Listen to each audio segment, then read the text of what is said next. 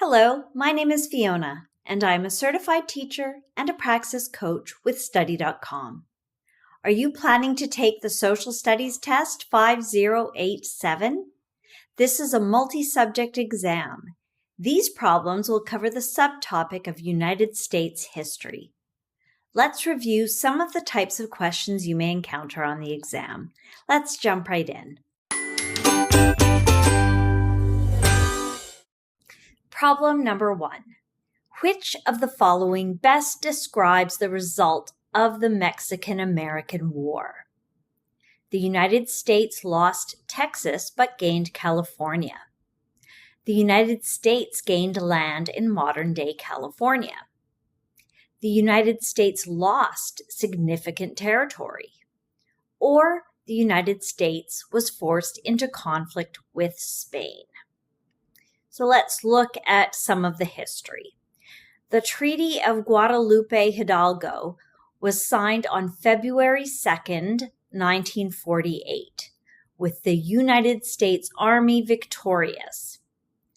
As a result of the war, the United States acquired 55% of Mexican territory, including California, Nevada, Utah, Arizona, New Mexico, Colorado, and Wyoming. Texas had become the 28th state on December 29, 1845, prior to the Mexican-American War. So let's review the answers. The United States lost Texas but gained California.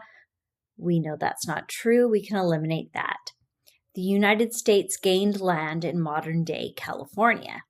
They did that and then some, but let's keep going. The United States lost significant territory. That is not true.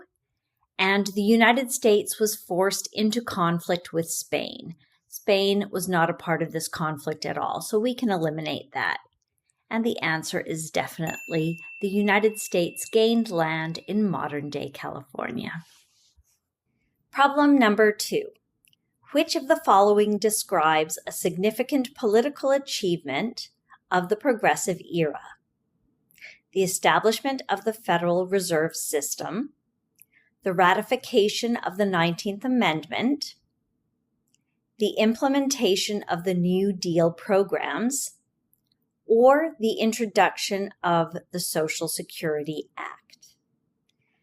Let's look first at what the Progressive Era was, what the time period was, and that was 1897 to 1920.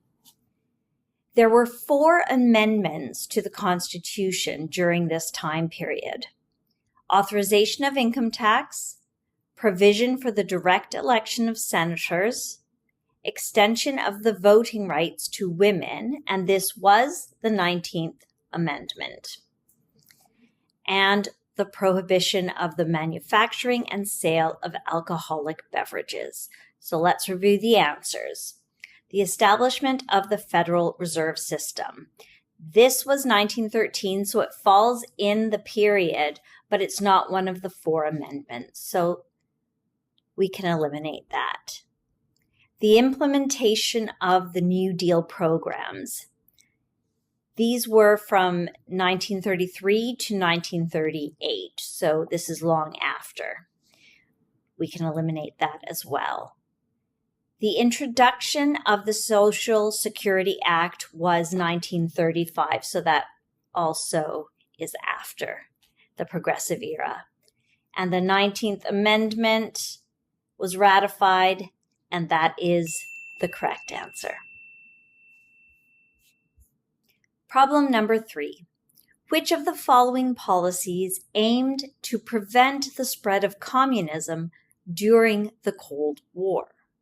Containment, Vietnamization, non-alignment, or isolationism? We'll start at the bottom and work our way up.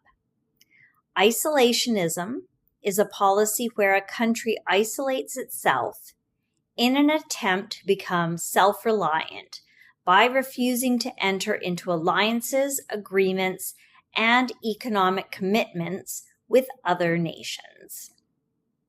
So that does not apply. We can eliminate that one.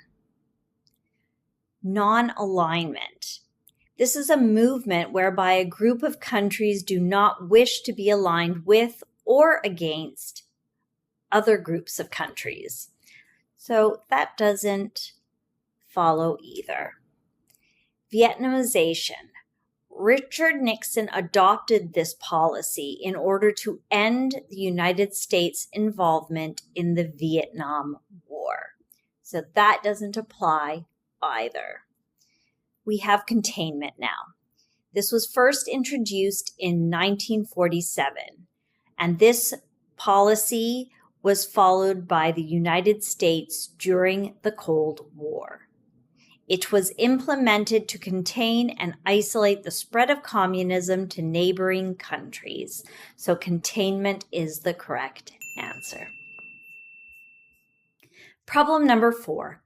Which of the following best describes the impact of the information age on education? Let's look at some of the impacts of the information age on education. It has given students at all levels the ability to use the internet as a research tool.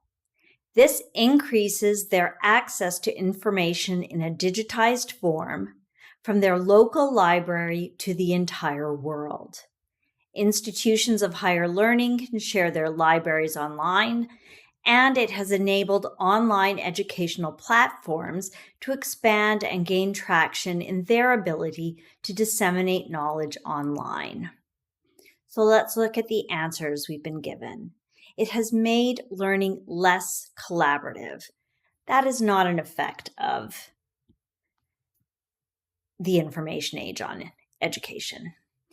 It has facilitated the digitalization of education. Absolutely it has, but let's go on just in case there's a better answer.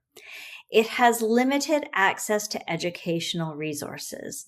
On the contrary, it has expanded them exponentially. So this is not the correct answer.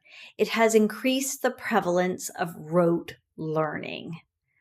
Absolutely not either. So this, in fact, is the correct answer. It has facilitated the digitalization of education.